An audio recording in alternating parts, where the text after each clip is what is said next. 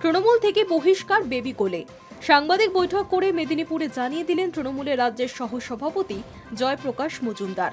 তৃণমূলের রাজ্য সভাপতি সুব্রত বক্সির সঙ্গে কথা বলেন জয়প্রকাশ, আর তার খানিক বাদেই তিনি জানিয়ে দেন রাজ্য সভাপতির নির্দেশেই খড়গপুরের ঘটনায় অভিযুক্ত বেবি কোলেকে দল থেকে বহিষ্কারের নির্দেশ দেওয়া হয়েছে। বস্তুত তৃণমূল সুপ্রিমো মমতা বন্দ্যোপাধ্যায় থেকে তৃণমূলের সর্বভারতীয় সাধারণ সম্পাদক অভিষেক বন্দ্যোপাধ্যায় বরাবরই বার্তা দিয়ে এসেছেন, কোনো রকম অন্যায় তারা বরদাস্ত করবেন না। একাধিক মিটিংয়ে তারা এই রকম বার্তা দিয়ে এসেছিলেন।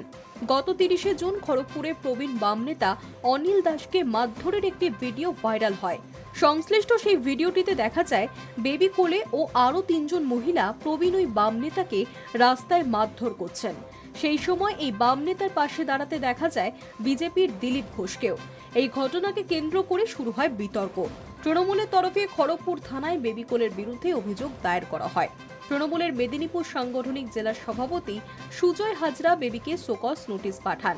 তার উত্তরে তিনি জানিয়েছিলেন আত্মরক্ষার তাগিদেই তিনি সেদিন হাত চালিয়েছেন। সূত্রে খবর, তবে তার উত্তরে সন্তুষ্ট হয়নি দল। এরপরই বহিষ্কার করা হয়েছে তাকে। জয়প্রকাশ মজুমদার জানিয়েছেন, দুর্ভাগ্যজনকভাবে বেবি কোলে আমাদের কর্মী বলে পরিচিত। তিনি এক বয়স্ক বামপন্থী নেতাকে অশালীন এবং অসামাজিক ব্যবহার করেছেন, আর সেই কারণেই তাকে শোকজ করা হয়েছিল। আমাদের দলের অনুশাসন খুবই কঠোর। ওকে শোকজ করার পর সুব্রত বক্সি নির্দেশ দিয়েছিলেন দল থেকে বহিষ্কার করার জন্য।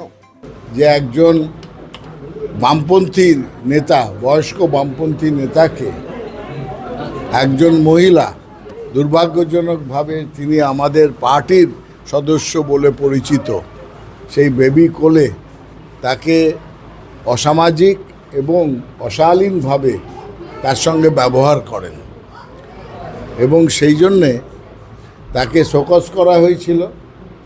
আমাদের দলের অনুশাসন খুবই কঠোর। মমতা বন্দ্যোপাধ্যায়ের জিরো টলারেন্স। এই দলের কোনো সদস্য কোনো অসামাজিক বা অশালীন বা হিংসাত্মক ভূমিকা নিতে পারবে না। সেই শোকজ করার পর, কারণ দর্শানোর নোটিশ দেওয়ার পর জেলা নেতৃত্ব দিয়েছিলেন, জেলা সভাপতি দিয়েছিলেন এবং আজকে রাজ্য সভাপতি নির্দেশ। Hi News network.